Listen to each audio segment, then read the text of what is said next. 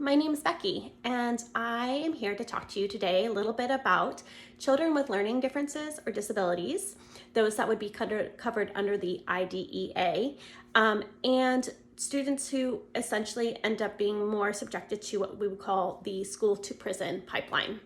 There's a lot of correlative studies and data out there showing that students with learning disabilities are far more likely and at risk to end up in the criminal system. So at the end of the day, we're going to be investing in our community and our children, either education and helping students not only with their academic, but their social emotional learning and growth, or we're going to be investing in them as adults or juvenile delinquents in the criminal system. So it comes down to money always, right?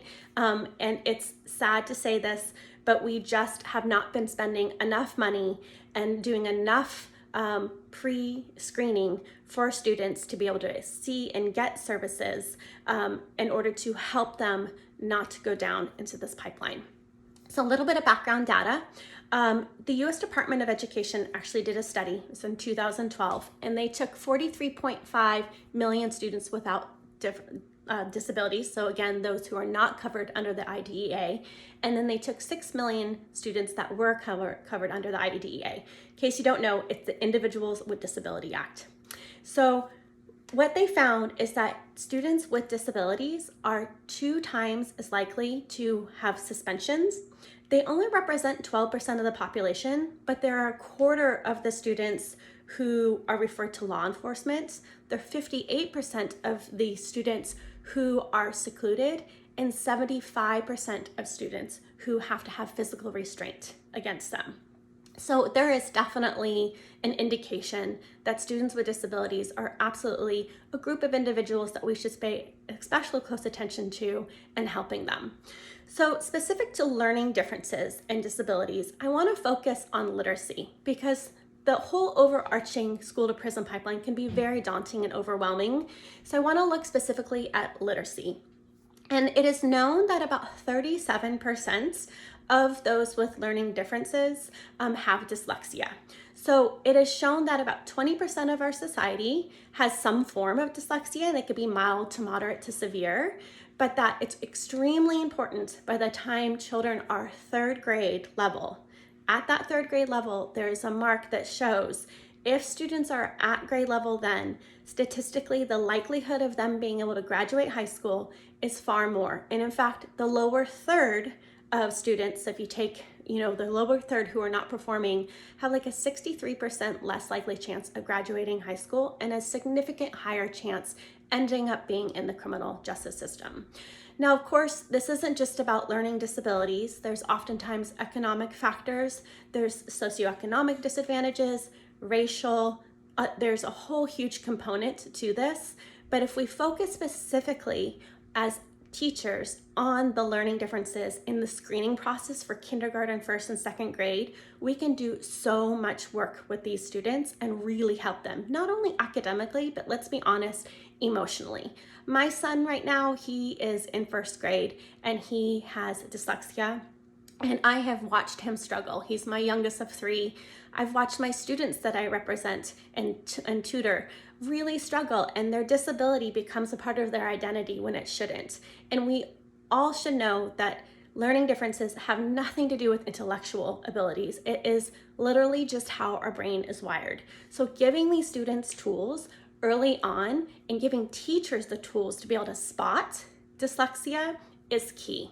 So a little bit of information about the Learning Disabilities of America. So these are some statistics.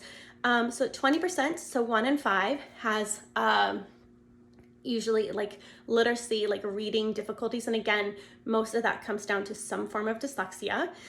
5% of the world's population, we are 5% of the world's population in the United States, but we're actually 25% of the world's prison system. So there's a whole component there. Of the prison system, 60% are racially and ethnic minorities. 32% of federal prison and 40% of jail inmates have low literacy and learning differences and disabilities. they found that 2/3 of about 750,000 had cognitive learning disabilities. And again, people with disabilities are twice as likely to actually be a victim of crime themselves too.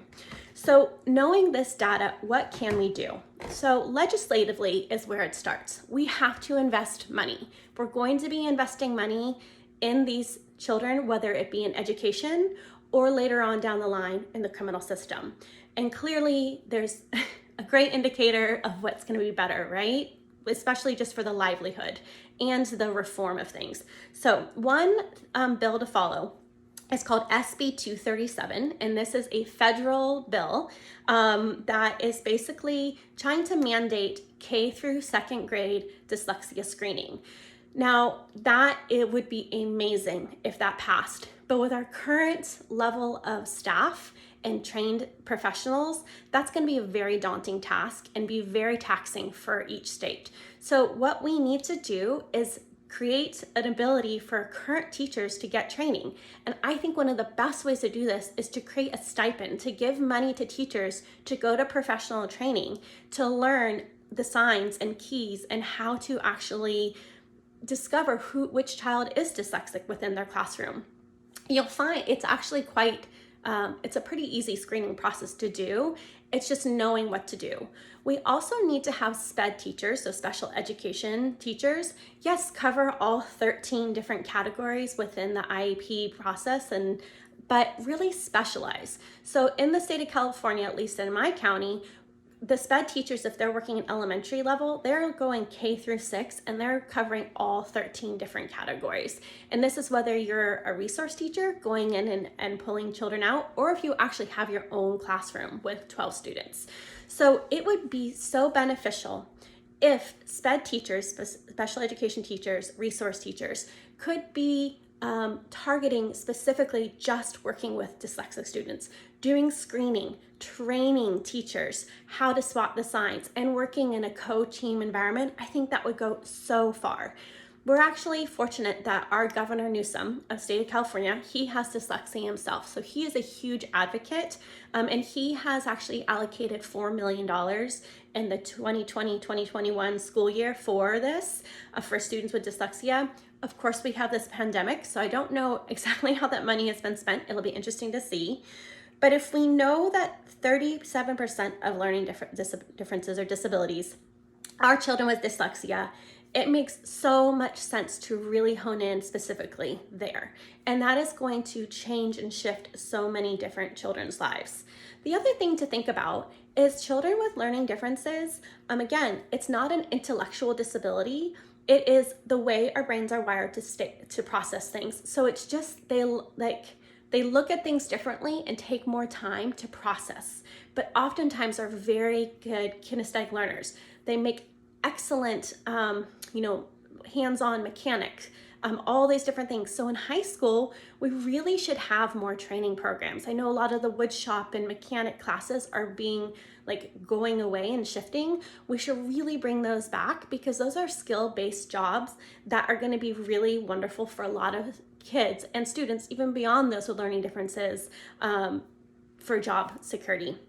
So I again believe that we need more money ultimately at the end of the day, and in the form of stipends for our current staff and trained teachers to get more training themselves. A part of that $4 million is that, but again, $4 million is really not that much money when you're talking about such a large student body, right?